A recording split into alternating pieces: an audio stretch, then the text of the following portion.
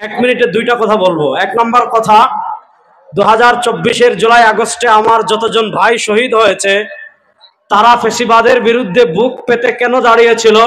বাংলাদেশের সমকামিতাকে প্রতিষ্ঠা করার জন্য তারা রাজপথে শহীদ হয় নাই। বাংলাদেশে বিদেশি কোনো এজেন্ডা বাস্তবায়ন করার জন্য তারা রাজপথে শহীদ হয় নাই।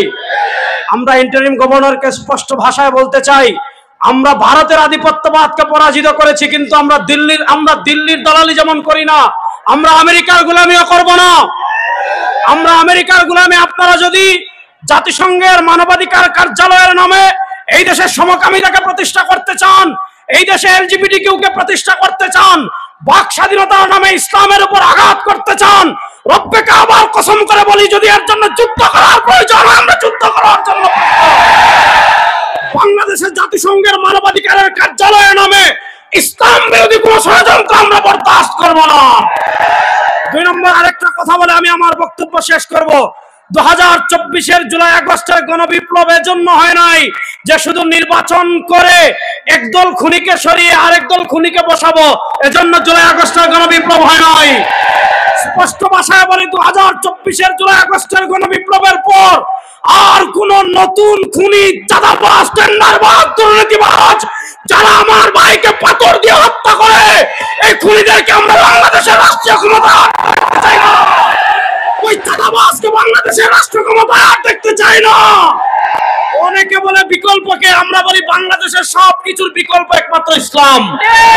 52 বছরের জাতীয়তাবাদ দেখেছেন, 52 বছরে ধর্ম নিরপেক্ষতা দেখেছেন, 52 বছরে মানুষের তন্ত্রমন্ত্র দেখেছেন। এবার ইসলামকে সংসদে দেখার জন্য, রাষ্ট্র ক্ষমতায় দেখার জন্য প্রস্তুত আছেন না?